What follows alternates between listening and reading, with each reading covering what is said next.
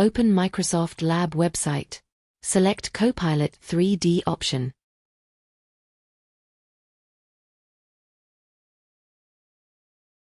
Upload image. Now click over Create option. It will take couple of minutes to generate 3D model.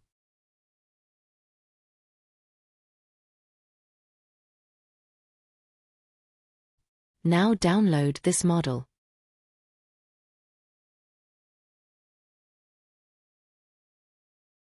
Now open Sketchup. Import 3D model as by selecting .glb option.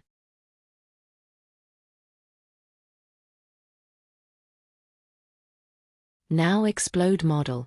Make it in a group again.